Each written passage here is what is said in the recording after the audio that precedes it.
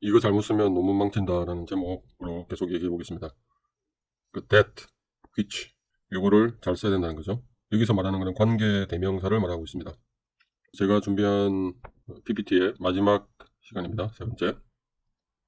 저번에 예를 들어서 이런 예문을 보면서 결국 which랑 that 두 종류가 있고 그 앞에 점을 찍느냐 찍지 않느냐 뭐 이런 네 종류가 있는데 그냥 우리가 편하게 생각하기 위해서 그리고 실제로도 that을 사용하면 거의 대부분 제한적 용법으로 사용한다. 그리고 반대로 which를 사용할 때는 그냥 컴마 which라고 생각을 하자. 이거는 계속적 용법이다. 이렇게 얘기를 했습니다. 다시 한번 요약하면 제한적 용법으로 사용하고 싶을 때는 그냥 that을 사용한다라고 생각을 하고 계속적 용법으로 사용하고 싶으면 컴마 which를 사용하겠다라고 생각하는 게 편하다라고 얘기를 했고요. 그래서 뜻이 완전히 달라진다라고 했습니다. 제한적 용법으로 사용할 때는 이걸 꾸미는 말이기 때문에 여러 개 중에 하나라고 생각을 하면 되고 여러 개 중에 이것을 만족하는 하나. 계속적 용법일 때는 그게 아니라 여기서 끊고 그거에 대해서 그냥 설명을 한다 라고 생각을 하면 됩니다. 그래서 뜻이 완전히 달라지기 때문에 그 상황에 따라서 굉장히 곤란한 상황이 생길 수 있다는 거죠. 예를 들어서 이런 경우에 제가 설명을 드렸고요. 여러 어널리시스 중에 요거를 만족시키는 요거를 서포트하는 어널리시스를 우리가 만 보여주겠다 이런 의미가 되기 때문에 이거는 굉장히 이렇게 쓰면 안 되겠다고 그랬죠. 근데 이 경우에는 무리가 없죠. 우리가 어떤 어널리시스를 보여주는데 그 어널리시스는 요거를 서포트한다라는 거기 때문에 이거는 아무 무리가 없다고 했습니다. 근데 실제로 우리가 뭐 학생들도 그렇고 저도 제 예전 논문을 살펴보면 틀리게 사용한 경우가 있어요. 제가 자세히 프루프리딩을 안 했거나 이 부분에 대해서 간과한 경우가 있다는 걸 제가 보고 저도 깜짝 놀랐는데 예를 들어서 이런 게 있어요. 이런 예문을 실제로 제가 사용했던 것 같습니다. The resultant excitation intensity 이 intensity가 요만큼이었다는 거죠. 요만큼 5.5 곱하기 10의 11승 뭐 이런 photons 뭐 이렇게 나오는데 satisfies the externalization free condition. 여하튼 어떤 컨디션을 만족시키는 값이라는 거죠. 근데 5.5 곱하기 10의 11승이라는 건 딱 하나잖아. 5.5 곱하기 10의 11승이라는 건 딱 하나로 정해진 값이잖아요. 근데 이게 여러 값이 있는데 여러 5.5 곱하기 10의 11승이 있는데 여러 개가 예를 들어 3개가 있는데 그 중에 이거를 만족시키는 5.5 곱하기 10의 11승이었다 라는 뜻이 돼버리죠. 이게 굉장히 웃기는 말이 돼버리죠. 이게 실제로 논문에 등장한 거죠. 이게 이렇게. 그래서 이런 경우는 그냥 이렇게 썼어야 되죠. 이렇게. 인텐시티가 5.5 곱하기 10의 11승이었고 이런 건 하나밖에 없죠. 이거. 그런데 그 값은 이 컨디션을 만족시킨다. 이렇게 썼어야 되죠. 이게. 칸마를 찍어줬어야 되는데 이걸 간과했던 겁니다. 그래서 뜻이 완전히 달라진 거죠. 물론 뭐 이걸 읽는 사람들은 이제 알아서 읽었겠죠. 약간 이상하긴 하지만 뭐 알아서 뭐 이게 이런 뜻이었나 보다 하고 읽었겠지만 이게 만약에 굉장히 중요한 문장이었다. 그러면 뜻이 완전히 달라지기 때문에 낭패가 되는 거죠.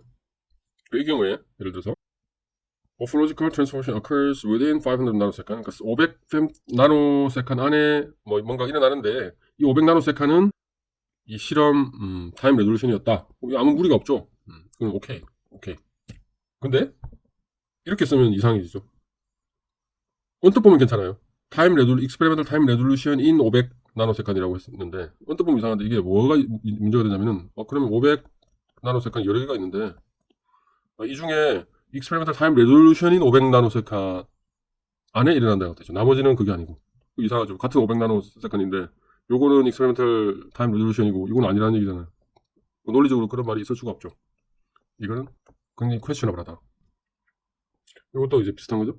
The observed decay can be fit with a single exponential with a time constant of 56 nanosecond. 56 나노세컨의 타임 컨스탄트 이렇게 돼 있는데 이 56 나노세컨이 rotational diffusing time에 해당한다 그 얘기죠. 이거 아무 문제가 없죠. 이거.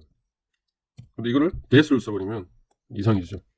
56 나노세컨이 있는데 rotational diffusing time에 해당하는 56 나노세컨 이 중에 여러 개가 있는데 그 중에 여기에 해당하는 56 나노세컨이라는 얘기가 되어버리기 때문에 굉장히 이상해지죠. 문장이. 물론 뭐 이렇게 써도 사람들이 뭐 읽으면서 뭐 실수했나 보다 하고 이제 넘어가고 뭐 엄청나게 중요한 내용은 아니겠지만 왜냐면 이거 이렇게 쓰는 거 자체가 말이 안 되기 때문에 그냥 오타려니 하고 넘어가 줄 수도 있겠지만 하여튼 이런 실수를 우리가 할 필요가 없다는 거죠. 이걸. 그래서 이런 걸 조심을 해야 된다는 얘기입니다. 근데 이제 여기에 지금까지는 우리가 which나 that이 이제 있는 경우예요. 있는 경우. 근데 더 어려운 경우는 무슨 경우가 있냐면 이런 경우가 있어요. 그러니까 that이나 which가 없지만 그게 숨어 있는 경우 조심해야 된다는 거죠. 그 경우가 어떤 경우냐면 예를 들어 이런 경우입니다. NMR spectrum consistent with that reported in our previous study is shown in figure 3. 이게 괜찮으냐 안 괜찮으냐. 아무 문제 없어 보이죠. 근데 이게 사실은 이 안에 이게 which is 혹은 that is라고 합시다. 그래서 that is 지금 이거는 제한적 용법을 사용하고 있죠. that is가 생략되어 있는 거 사실은. 그러면 이게 어떤 뜻이 되냐면은 our previous study에 발표된 것과 consistent 한 NMR 스펙트럼이죠. 그러니까 여러 NMR 스펙트럼이 있는데 NMR 스펙트럼 1, 2, 3 쭉쭉쭉 있는데 그 중에 우리 거랑 consistent 한 애들, 그래서 2번이 consistent하고 나머지는 consistent하지 않아. 요것만 피겨 3에 보여준다. 이런 뜻이 돼버리기 때문에 우리가 이런 말 하고 싶지 않잖아요. 여러 개가 있는데 우리랑 consistent 한 것만 보여주겠다? 좀 이상하죠 이거? 그래서 사실은 이럴 때는 계속 용법을 사용해야 되는 거죠. 이게 사실은 이 안에 which is가 생략됐는데 계속 용법으로 생략된 거죠. 그러니까 NMR 스펙트럼이 보여졌는데 피겨 3에 근데 그 NMR 스펙트럼은 previous study에서 보고된 것과 consistent 하다. 지금 그 얘기 하고 싶은 거잖아요 우리가. 이건 오케이죠 이거는. 이렇게 쓰면 문법적으로 아무 문제 없지만 사람들로 하여금 의구심을 갖게 하는 문장이 되어버린다는 거죠.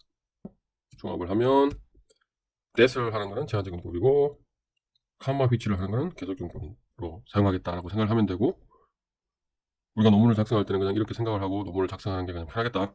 근데 이거 굉장히 조심해야 된다. 이게 어떤 걸 사용하느냐, that을 사용하느냐, 컴마 which를 사용하느냐에 따라서 뜻이 완전히 달라진다. 뭐겠죠? 예를 들어서 여기 컴마가 없다고 생각해 보세요. 굉장히 이상한 뜻이 된다고 그랬죠. 그리고 조심해야 되는 게 예를 들어서 여기에 이만큼 생략시킬 수 있단 말이에요. 생략. 문법적으로. 그러면 this molecule contains hydrogen atoms, the lightest among all atoms. 이렇게 쓰는 게 맞겠죠. 그리고 여기도 이만큼이 생략될 수 있다는 거죠. 이 경우에는 아무 문제가 없죠. 핫스팟에 트랩되어 있는 하이드로겐 아톰을 말하는 거니까. 그거에 이 디텍션 메서드가 센시티브하다. 뭐 이런 뜻이니까 아무 문제가 없죠. 이 문장도 아무 문제가 없고.